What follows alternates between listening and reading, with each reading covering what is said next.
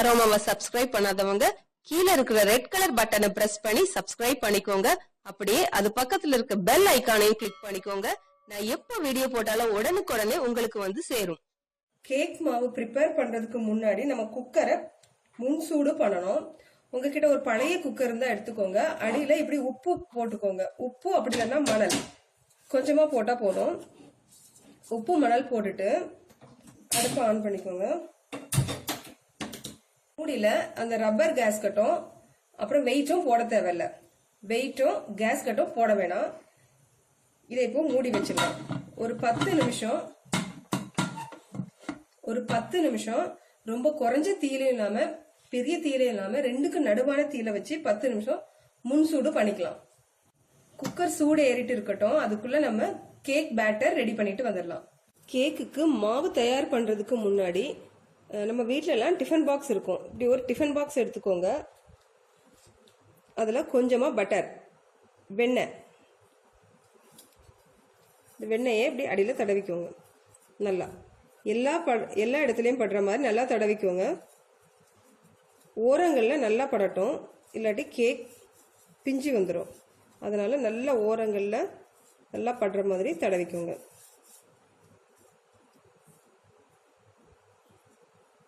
அதுக்கப்புறமா இது கொஞ்சமா மைதா மாவு இது போட்டுட்டு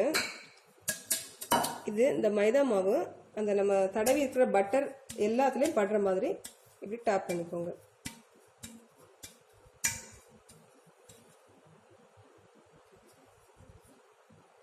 எக்ஸஸா இருக்கிற மைதா மாவை இப்படி வச்சு ஒரு டேப் பண்ணிட்டீங்கன்னா கீழே விழுந்துடும். அவ்வளோதான். இப்போ வந்து நம்மளோட கேக் டின் வந்து ரெடி ஆயிடுச்சு. இதை ஓரமாக வச்சிடலாம். இப்போ கேக்குக்கு என்னென்ன பொருட்கள் தேவைன்னு பார்த்துடலாம். மைதா 100 கிராம், பொடித்த சர்க்கரை சீனி 100 கிராம், முட்டை 2, உப்பில்லாத பட்டர், உப்பில்லாத வெண்ணெய் 100 கிராம், பால் 50 ml, 1 டீஸ்பூன் பேக்கிங் பவுடர், ஒரு பிஞ்ச் சால்ட், ஒரு அரை டீஸ்பூன் வெனிலா எசன்ஸ். கேக் மாவை பேக்கிங் பவுடர் சேர்த்து நம்ம முதல்ல அரிக்கணும். அதுக்காக ஒரு நியூஸ் பேப்பரை கீழே போட்டுக்கோங்க. மேல ஒரு அரிப்பு வச்சுக்கோங்க. இந்த அரிப்பு வந்து சின்ன கண் உள்ள அரிப்பா எடுத்துக்கோங்க. இப்ப இதுல இந்த மைதா மாவை போட்டுடலாம்.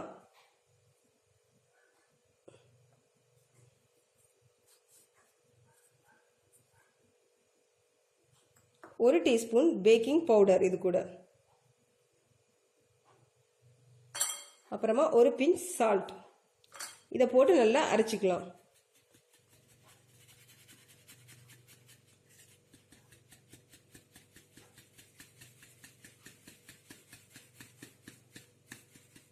இப்போ நம்ம சலிச்சு வச்ச மாவை ஓரமா வச்சிடலாம். மாவு ப்ரிப்பேர் பண்றதுக்கு இப்படி ஒரு பாத்திரமும், அடுத்தது ஒரு ஸ்பேச்சுலா, ஒரு கரண்டி. எல்லார் வீட்லயும் தோசை கரண்டி இருக்கும், மரக்கரண்டி. அப்படி கரண்டி எடுத்துக்கோங்க. முதல்ல இது கூட இந்த 100 கிராம் பட்டரை சேர்த்துடலாம்.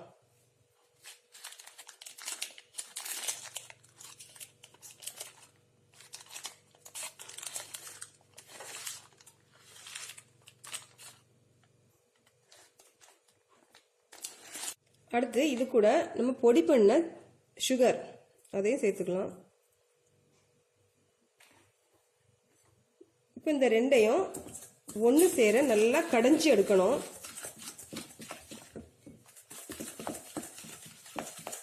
நல்லா கலக்கிக்கோங்க. அந்த பட்டரும் சுகரும் நல்லா மிக்ஸ் ஆகிற மாதிரி கலக்கிக்கோங்க.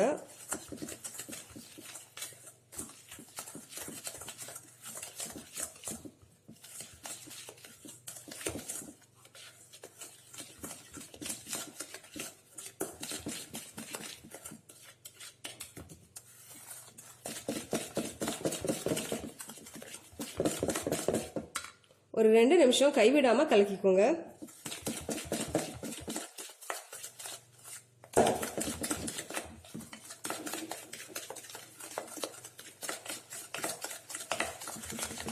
இப்போ 2 நிமிஷம் நல்லா கலக்கியாச்சு. இது கூட நம்ம ஒவ்வொரு முட்டையா சேர்க்கலாம்.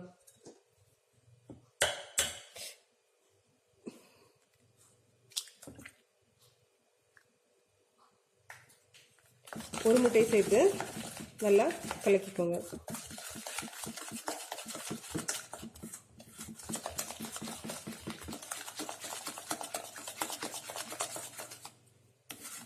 கொஞ்சம் வேகமாக கலக்குங்க.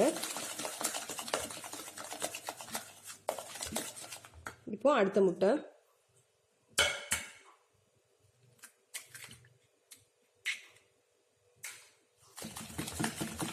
கலக்கியாச்சு.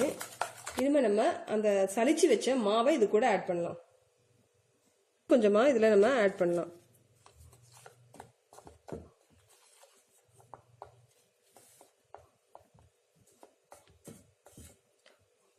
அதாவது இதில் இந்த மாவில் பேக்கிங் பவுடர் கலந்துருக்கிறதுனால ரொம்ப அதிகமாக நம்ம கலக்கக்கூடாது, ரொம்ப விகரஸாக கலக்கக்கூடாது.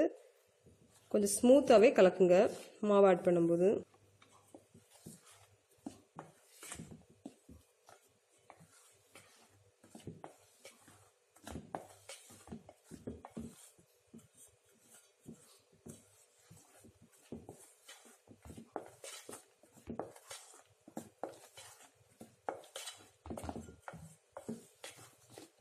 இந்த மாவு ரொம்ப கெட்டியாக இருந்துச்சுன்னா இடையில கொஞ்சமாக பால் சேர்த்துக்கோங்க. இது அவ்வளோ பாலையும் சேர்க்கணும்னு அவசியம் இல்லை, பார்த்துட்டு சேருங்க. மாவு ரொம்ப இளக்கமாயிராம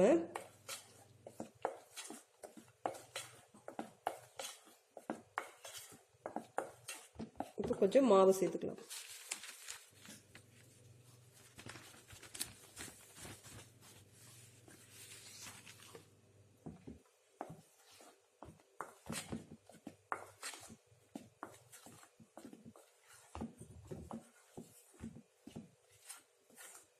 கொஞ்சமாக பால்.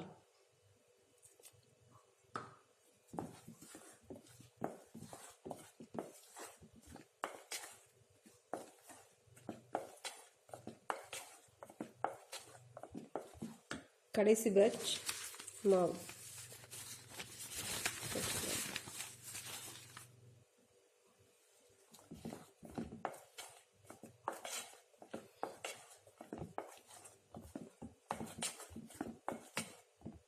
இனி பால் சேர்க்க வேண்டாம், போதும். கடைசியாக ஒரு அரை டீஸ்பூன் வெனிலா எசன்ஸ்.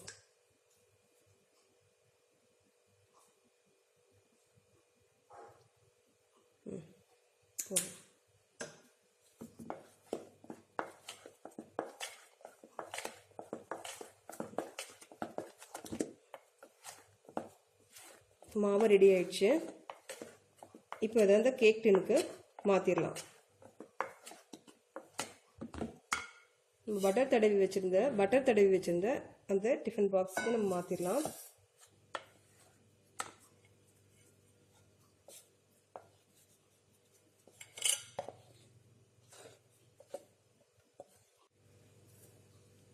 கேக் மாவு ரெடி ஆயிடுச்சு. இதை குக்கருக்கு கொண்டு போயிடலாம். அதுக்கு முன்னாடி இப்படி டேபிளில் 2 தட்டு தட்டிக்கோங்க.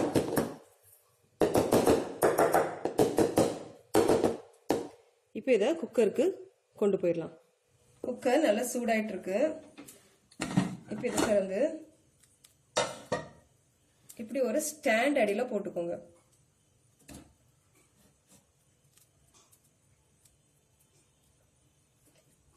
இந்த கேக் பாத்திரத்தை இதில் வச்சிடலாம் நடுவில். மறந்துடாதீங்க, கேஸ்கட் விசில் போட வேண்டாம்.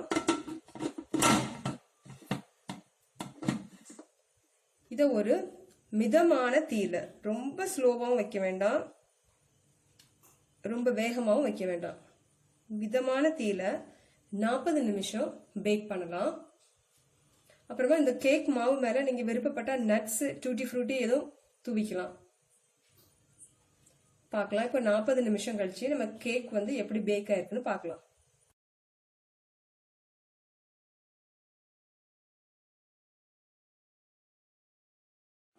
கேக்கை குக்கர்லேருந்து எடுத்துட்டேன். எனக்கு இது பேக்காக கரெக்டாக 35 நிமிஷம் ஆச்சு. நீங்கள் இடையில கொஞ்சம் செக் பண்ணி பார்த்துக்கோங்க. ஒரு 30 நிமிஷம் தாண்டினதும் கொஞ்சம் குக்கரை திறந்து பார்த்துக்கோங்க எப்படி பேக் ஆகிருக்குது அப்படின்னு. கரிஞ்சிடாமல் பார்த்துக்கோங்க. பாருங்கள் எப்படி சாஃப்டாக இருக்குன்னு.